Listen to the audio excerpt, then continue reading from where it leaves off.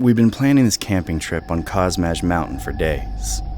3 days of mountain air, crackling fires, too many snacks, and probably more beer. It had been the perfect send-off to our college days, me and Henry. Our first proper trip, and man, it was a good one. But now it was Sunday night. Office tomorrow and still an hour left of driving. It was about 8 p.m. and I was driving. The road was visible by the headlights and the full moon.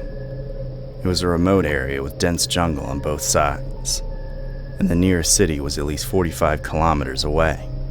We were chatting with some music playing low, and then we saw her from a good distance. What caught my eye was her sweatshirt, bright orange, practically glowing with our headlights like a reflector. As we got closer, we could see she had a backpack on and was definitely waving that universal hitchhiker symbol, thumb out. "Whoa, slow down," Henry said, pointing. "Someone's walking." "Man, I don't know," I muttered. "It's pretty remote. Remember those stories about those teenagers a few years back? But Henry, he's always been the more carefree, it'll be fine kind of guy. He insisted. Come on. What's the worst that could happen? Looks like she needs help." So I slowed the car and pulled over near her.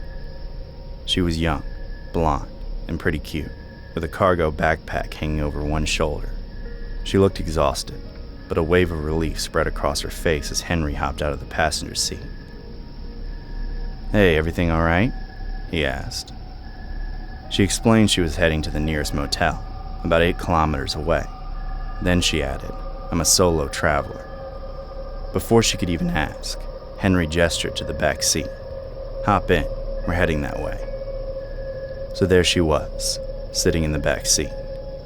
And the first thing she did, despite the chill night, was roll her window down. Strange, but I didn't say anything. Henry, in the front, started trying to make conversation. He found out she was supposedly 18, though honestly, she didn't look a day over 15. As he chatted, I glanced in the rearview mirror. She had something small in her hand, a capsule, and she swallowed it quickly. I didn't think much of it then. Maybe a painkiller, travel sickness pill, who knows. About a minute later, she grabbed her stomach and said, "Oh, could you please stop the car? I'm not feeling okay." I looked in the mirror to confirm it. Yes, her face had gone pale, with sweat on her forehead. "Pull over, man," Henry said, and I did to avoid a mess in the car. I pulled over. She barely made it out before she puked onto the grass. Henry got out, offering her some water from a bottle as I instructed. I stayed in the driver's seat, and the engine was off now.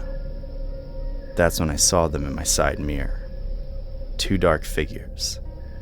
They were moving slowly towards the car from the tree line, like they were trying to stay hidden in the shadows. And they were carrying something. Long, dark shapes. They looked like axes. "Henry," I hissed, my voice tight. He saw them too. His eyes widened, and he made a move to get back into the car, but the girl wasn't so sick anymore. She grabbed his arm, her grip surprisingly strong. She yelled something in a language I didn't recognize. It wasn't English, but clearly a command to the approaching men. Something like, "Come fast." I screamed, "Henry, get in," my hand already on the gearbox. Suddenly, another man, appearing from the front of the car. Out of nowhere, he ran straight at us and threw an egg which exploded against the windshield. A disgusting, yolky mess, instantly obscuring most of my vision. There were 3, maybe 4 of them now, faces hidden by bandanas. Still around 30 steps away from the car.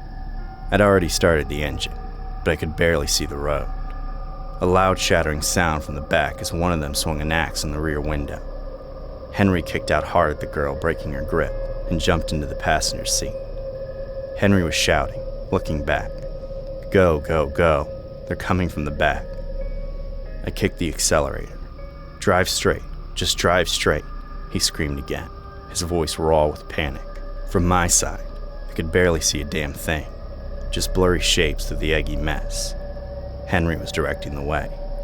The speed was over 110 kilometers per hour. Just then, one more man in a black vest, face hidden like the others, came in front of us. and he swung his long bamboo cane and smashed one of our headlights, but we dashed from the other side of the man. And finally, we were clear. Looking in the rearview mirror for a split second, I saw them, those men, standing there on the side of the road, with the girl in the orange sweatshirt, just standing, watching us go. We escaped. The silence in the car for the next hour was heavy. I've known Henry since our college days, but I'd never, ever seen him that scared. He was pale, shaking, and utterly silent for a long time after that. The next morning, before heading to the office, we went straight to the police station. We told them everything, every detail we could remember. We even handed over the backpack she left in my car. They took our statements, said they'd look into it, and would contact us if they found anything. But it's been a week now. Not a word, no update.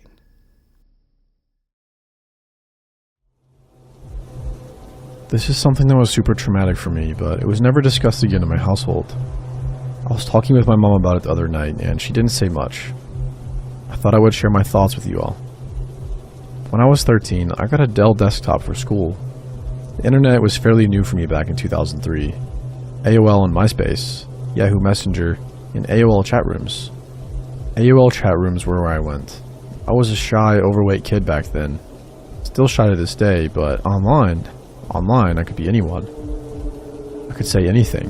It was amazing. I discovered so many things when I got the internet. If I could be anyone, so could someone else. Thus, I met one 27-year-old man.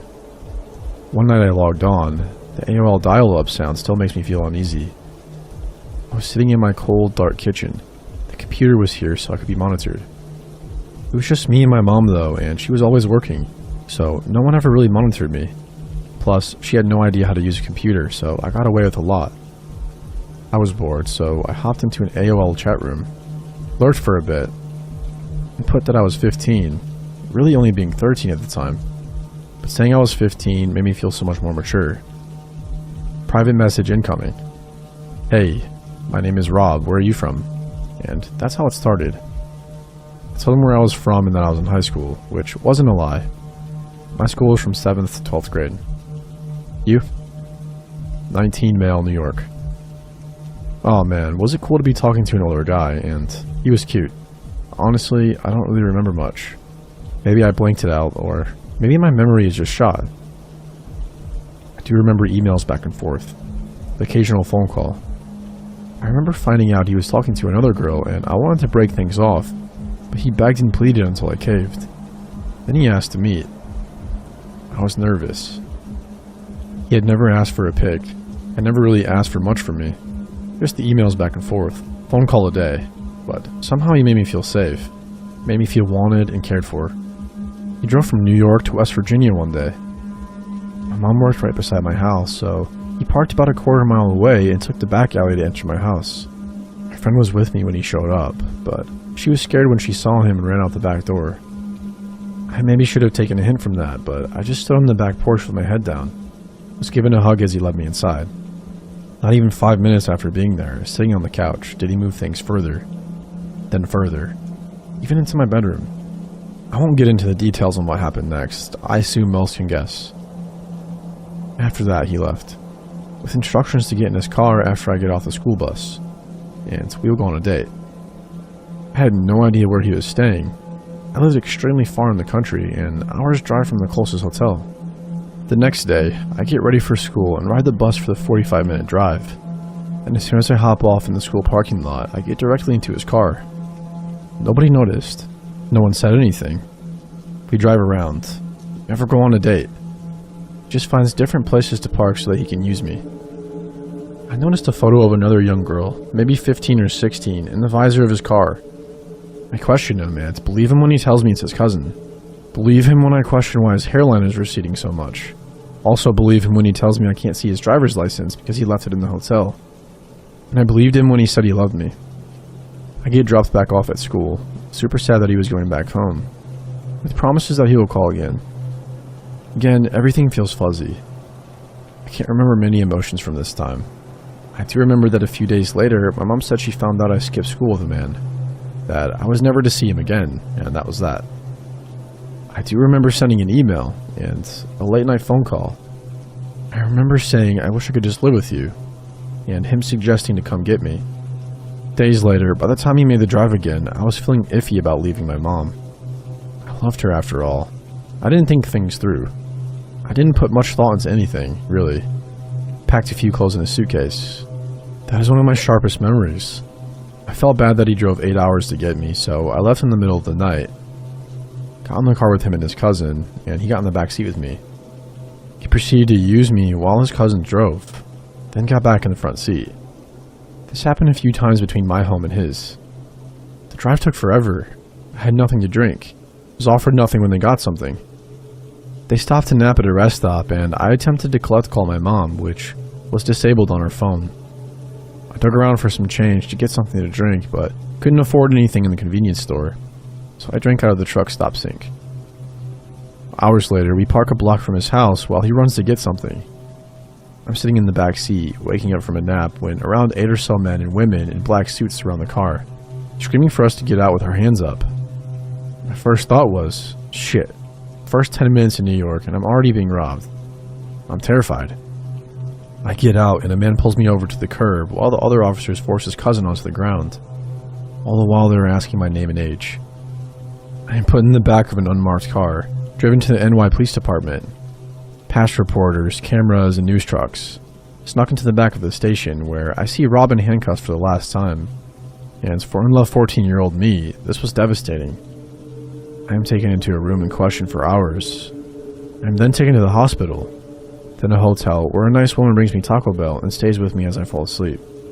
The next day, 2 FBI officers escort me home on a plane, where I get off and I'm greeted by police officers, my mother, and a horde of news reporters. I later found out that when my mom reported me missing, the police didn't want to do much. They didn't even take the picture of me. She had his license plate number. She remembers seeing his car parked by the road at that first meeting. She took note since it was an out-of-state car. Thanks to her being vigilant, I do find this is the only reason I'm alive today. The police said they would look into it, but that wasn't enough for my mom. She contacted a family friend who in turn contacted the governor of West Virginia, who in turn made the police look further into it. After they ran the license plate number, they looked into the man and found out who he was. That was when they issued an Amber Alert, knowing that I was in extreme danger. My cousin told my mom that he looked at Rob's rap sheet, and it was a mile long. But I wouldn't tell my mother what was on it, for fear of scaring her more. I never went to court. I never went to any hearings, but I did fall into a horrible depression. My friends' parents wouldn't let them hang out with me. People spray painted slut on my locker at school. I had no friends, but most of all, I thought a man was in prison for loving me. When I learned he got sentenced to 10 years in prison, which he served every year of, I became deeply troubled. I was in and out of the mental hospital for years, on a slew of depression medications. Psychiatrists never talked to me about anything. I had to process it all myself. My teenage years were better, though. I transferred schools and made best friends. Graduated. But still, on the back of my mind, I felt that I was the reason a man lost 10 years of his life, until I was told he was let out of prison. A couple of years after he was out, I contacted him on Facebook. At the time, I was around 24 or 25. He told me that if I ever contacted him again, he would kill both me and my mother, that he still knows where I live. My mom still says he sold me to a sex trafficker. I was told that he had other girls my age he was talking to.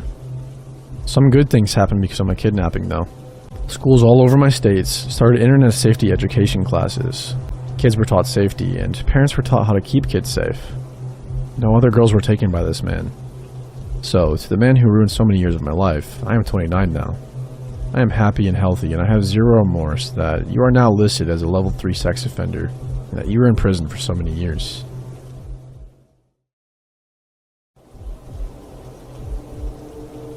I once met up with an old friend of mine, male 22, a friend I had known for a few years prior to the meetup in November 2017. I had actually met this person on a dating site. However, as time went on, the relationship between us became strictly platonic. There were no red flags, and my gut didn't warn me, so I completely trusted this person. We met up in town, behind a bus station, on a grassy hill surrounded by trees and a tall wall.